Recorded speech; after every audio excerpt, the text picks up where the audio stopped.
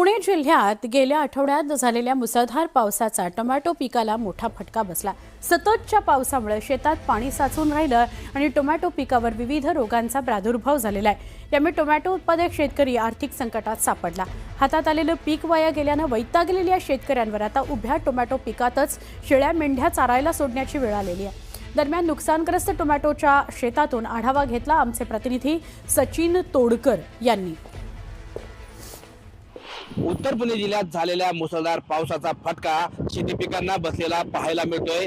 या पावसाचा सर्वाधिक फटका टोमॅटो पिकाला बसलाय आणि या पावसामुळे टोमॅटो पिकावरती जे आहे हे रोगात गेले। या पावसामुळे टोमॅटो पीक जे आहे हे टोमॅटो पीक बोकडलंय, त्याचबरोबर पिकावरती करपा सुद्धा गेलाय आणि पावसाचा फटका बसल्यामुळे टोमॅटो जे आहेत हे टोमॅटो सुद्धा खराब झाले।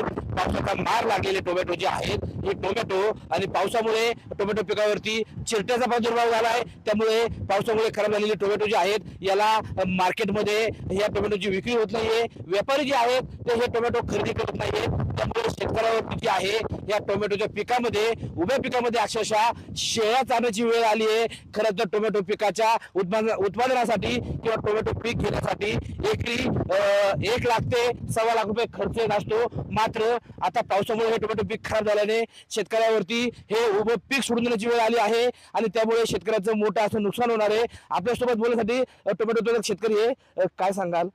खरं तर हे टोमॅटोचं उभं पीक तुम्ही सोडून दिलंय आणि त्यात आता शेळ्या मेंढ्या सोडल्यात। कारण या टमाट्याला पावसामुळे जोरदार फटका बसलेला आहे। त्यामुळे पीक माल खपत नाही त्यामुळे जरा आम्ही सोडून दिलेला आहे। या टमाट्याला 50-60 हजार रुपये खर्च झालेला आहे, तरी बरंचसं नुकसान झालेलं आहे। किती क्षेत्र आहे, किती एकरात तुम्ही किती जागेत टोमॅटो लावलेली आहेत? अर्धा एकर टोरली होती, बाजारात संपत नाहीत का? बाजारात एवढे खपत पण नाही आणि त्याच्यावर रोगराई पण लई। खरं तर आपण पाहिलं या ठिकाणी पावसामुळे टोमॅटोला फटका बसलाय आणि टोमॅटोची फळं चिरटल्यात, टोमॅटोच्या फळांवरती पावसाचे डाग पडलेत। त्यामुळे ही जी टोमॅटो आहेत ही तोडून जरी मार्केटला नेली तर ती आता संपली जात नाहीये। त्याचबरोबर या संपूर्ण पिकावरती रोगाचा मोठा प्रादुर्भाव झालाय आणि त्यामुळे आता हे टोमॅटो वाचवणं सुद्धा शेतकऱ्यांना आवड होतंय। त्यामुळे शेतकऱ्यांनी हे उभं पीक सोडून दिलं असून या पिकामध्ये आता शेळ्या चरण्यासाठी सोडलेल्या पाहायला मिळत आहेत। सचिन तोडकर, न्यूज मराठी, शिरूर, पुणे।